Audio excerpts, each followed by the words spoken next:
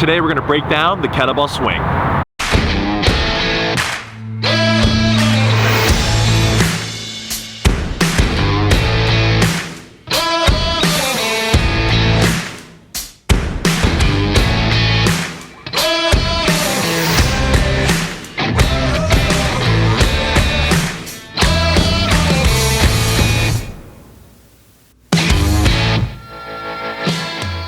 The kettlebell swing is a big bang for your buck exercise, so they can make you stronger, increase your endurance, make you move better, but only when they're done properly. And luckily, Jason and I have a background with Strong First, so we've learned from the best, and we're gonna try to apply some of those principles today in teaching you how to do the kettlebell swing.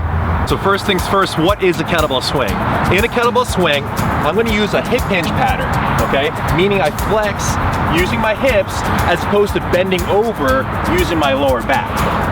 And then secondly, it's a ballistic movement, meaning I send the kettlebell back forcefully through my legs and then explosively stand up and send the kettlebell forward. Okay, so now there are two prerequisites before trying out the kettlebell swing.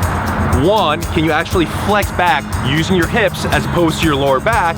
And number two, can you lift the kettlebell safely with good alignment slowly before you then try to do it ballistically? If you're having difficulty with the hip hinge pattern and you're just flexing over using your lower back, we highly recommend going to a Strong First user course or seeking out your local SFG instructor.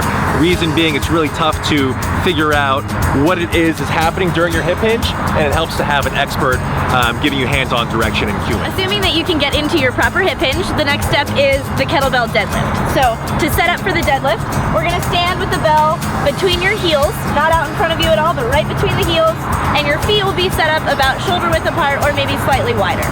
From there, we're gonna go into our hip hinge pattern, so you're reaching your hips back with a nice flat back, and we're thinking about creating long arms and coming down to touch the kettlebell. Once you're in that good hip hinge position, grab tight, push your heels into the ground, and stand up tall. We're gonna reverse that motion, reach the hips back, bring it back between the heels, and set it down. And that's your kettlebell deadlift. So once you have the kettlebell deadlift down, we then want to go over the kettlebell hike pass, and that's how you initiate the movement, okay? So now, instead of aligning yourself over the bell, you're gonna be about 1.5 feet back, okay? Based on your levers and your positioning. From there, I'm gonna go into my hip hinge, I'm gonna grab onto the kettlebell, and I'm gonna tilt it back, okay? And as I do so, I'm gonna shift my weight slightly back, okay? And that's gonna help me to load my hips and my hamstrings to then initiate and then send the kettlebell forward, okay? So in the kettlebell hike pass, what I'm trying to do is I'm trying to maintain this relationship between my shoulders and my hips, okay? So as I hike the bell, I try to maintain that as much as possible, as opposed to letting my hips come up or letting my shoulders rise up, okay? Those are both inefficient patterns. We want to maintain this position, this alignment, and hike the bell. Once you've learned the hike pass, the next step is to actually send the bell forward out in front of you rather than bringing it back down to the ground. So we want to talk about the top of the swing position because it's really important. So I'm going to show you what it looks like to be in a good top of your swing position. You're in your stance, the bell's out in front of you, and we want to think about being in a nice, tall, standing plank. So we all know in a plank, your glutes are squeezed, your abs are tight, and your body is long.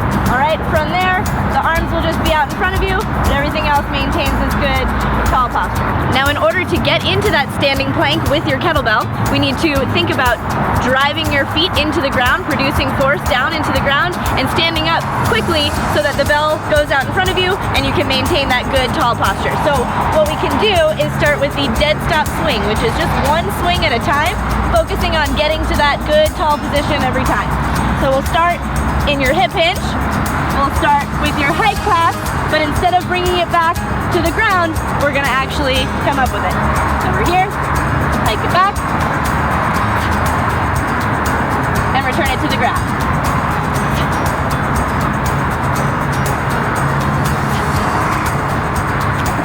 Okay, so we've gone over the dead stop kettlebell swing. Now we're gonna talk about how to continuously string those swings together.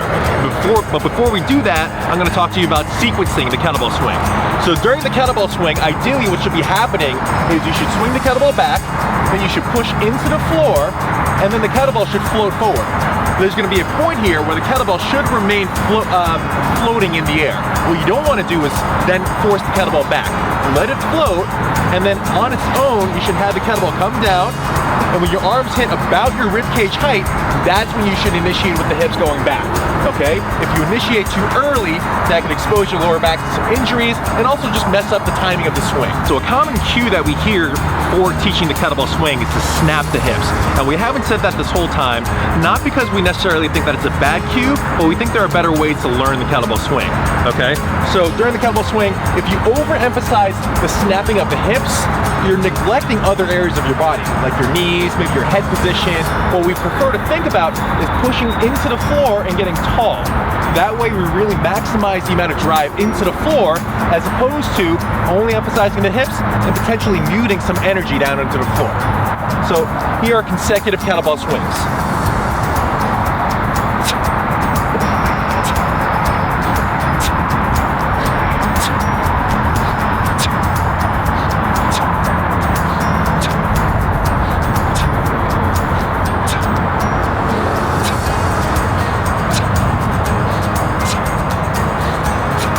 We really hope that this video was helpful, and we just want to mention really quickly that there are a lot of intricacies with the kettlebell swing that we just couldn't cover them all in this short video, so we really highly recommend, if you want to get better and you want to get really proficient at your swings, to seek out a Strong First professional in your area or attend a Strong First user course.